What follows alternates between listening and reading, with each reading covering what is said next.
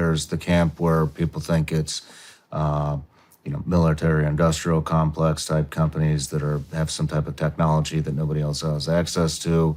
There's the camp that thinks that they're actually extraterrestrials. And then there is a camp that's probably growing faster than any of the other ones, which people believe these are some type of spiritual, maybe demonic type of entity. And I've talked to a lot of people about this stuff. Ezekiel gets brought up a lot of times. What do you think is going on with this UFO type stuff? Is it demonic? I do think that there are countries with advanced military projects that probably could replicate things in the sky that we don't understand. That's for sure. I mean, we know Russia has missiles that we are not caught up on. Hypersonic stuff that, can get, I think it's 20,000 miles an hour or something. That's going to look different in the sky than a plane. But with regard to extraterrestrial beings, so creatures that have an intelligence and a will, there's not a big argument for that in the Bible.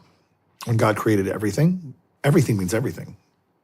So to have a creature that has an intellect and a will would put them on the level of man, because we're the only ones who have an intellect and a will that are created. What do I mean by that? So we have an intelligence that can make deductions and come to conclusions that no other species can do.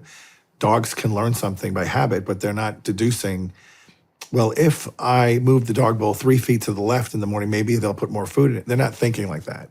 They're just going by habit. But if there's a created being out there that is not talked about in the scriptures, that would be bizarre that God would leave that out for whatever, who knows what reason. And in the Catechism of the Catholic Church, it makes a clear and definitive statement that only man is a creature that was endowed with this ability to know God and choose him of the created order. The angels would be in the same boat, but they don't have material bodies. So once you say that, it rules out all other life forms that would have an intelligence. Sure, there can be bacteria on the moon or something that can grow, but it's not thinking about growing, nor is it trying to take over the moon. So there's a difference there. That's my opinion. But they can inhabit life forms and look like creatures. Do you think some of these orbs are some type of spiritual entity? Could be. I mean, think about this. What would be the greatest hoax in the history of the world? And we've been building it up for 60, 70 years with the Star Wars. False flag alien invasion. Star Trek, all this stuff. And then finally one day, the president gets on TV and says, we're about to come clean. There is another life form that we have to introduce you to. Here it is. And they can speak English and communicate, and they look weird.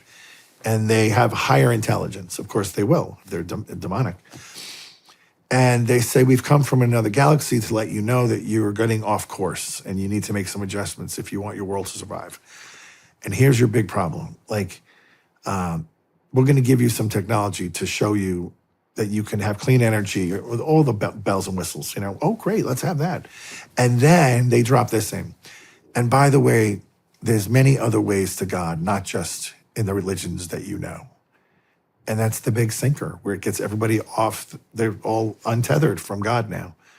You don't have to do this. Just be kind to one another. You don't have to worship God. That's created more wars in your world than all the good works you could possibly do. Stop doing that.